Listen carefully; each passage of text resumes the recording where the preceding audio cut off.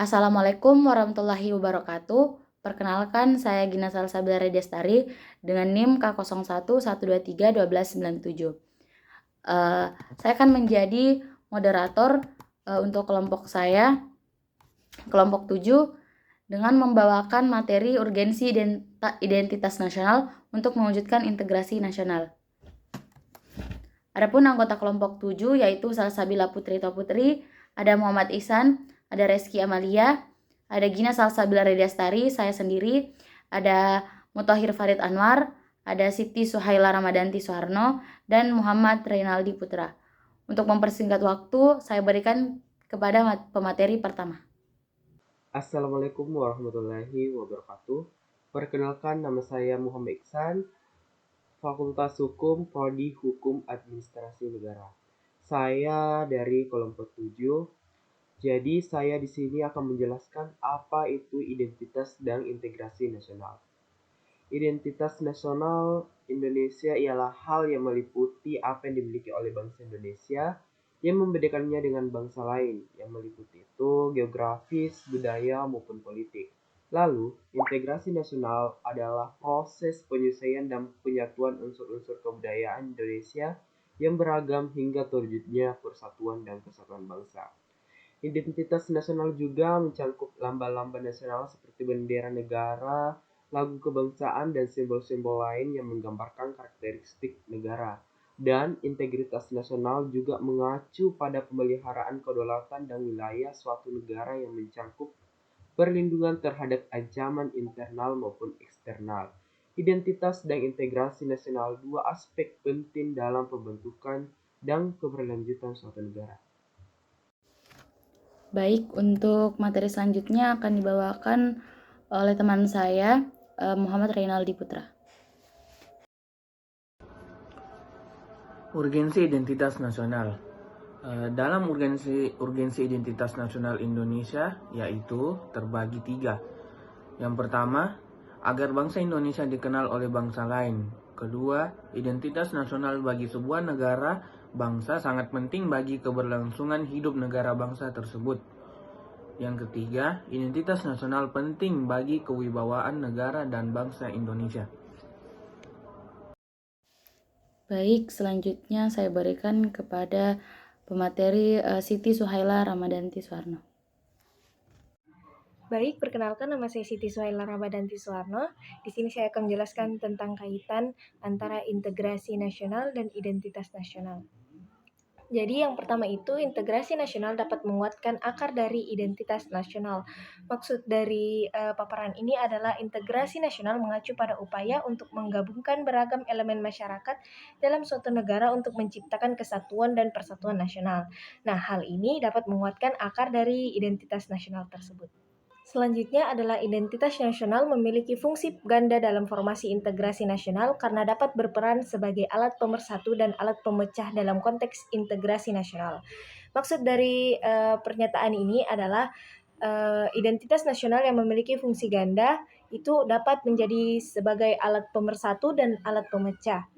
Sebagai alat pemersatu, identitas nasional dapat menjadi perekat dan pengikat bersama, dan sementara alat pemecahnya itu identitas nasional bisa digunakan sebagai alat untuk memecah jika identitas ini disalahgunakan atau dipersempit cara penggunaannya. Selanjutnya adalah integrasi nasional merupakan suatu proses keberagaman yang ada di Indonesia secara menyeluruh dan itu berkaitan dengan salah satu identitas nasional yaitu Bhinneka Tunggal Ika. Jadi maksud dari pernyataan ini adalah bahwa integrasi nasional di Indonesia adalah suatu proses yang bertujuan untuk mengelola keberagaman yang ada di seluruh negeri secara harmonis dan inklusif. Proses ini sangat berkaitan dengan salah satu nilai dan identitas nasional Indonesia yang terkenal, yaitu Bhinneka Tunggal Ika.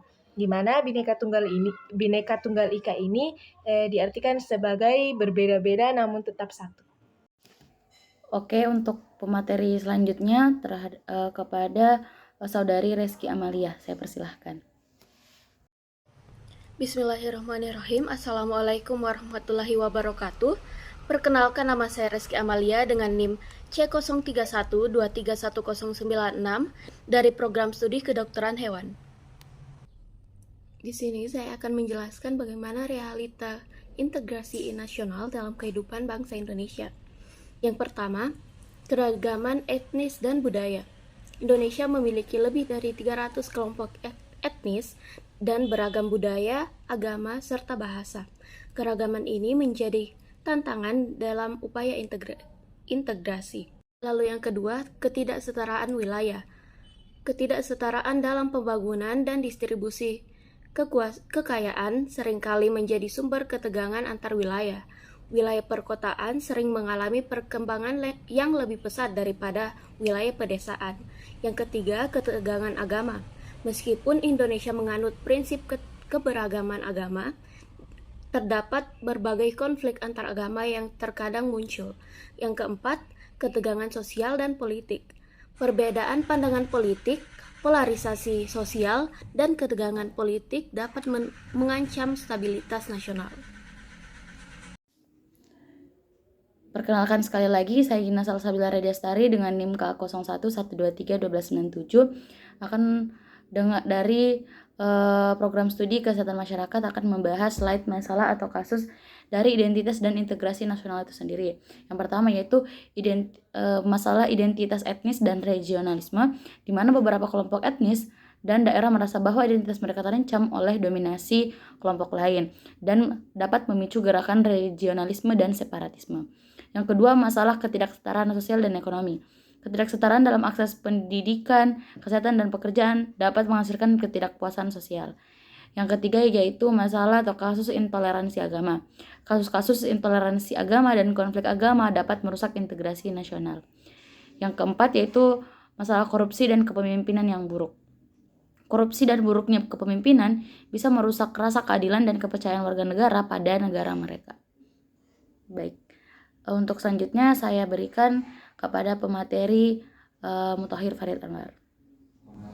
Selanjutnya adalah solusi-solusi yang dapat dilakukan untuk mencegah ataupun menghadapi masalah-masalah yang terkait dengan identitas dan integrasi nasional.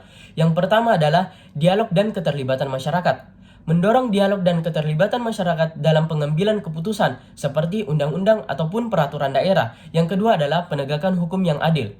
Memastikan penegakan hukum yang adil untuk seluruh rakyat Indonesia tanpa memandang suku, agama, ras, ataupun antar golongan.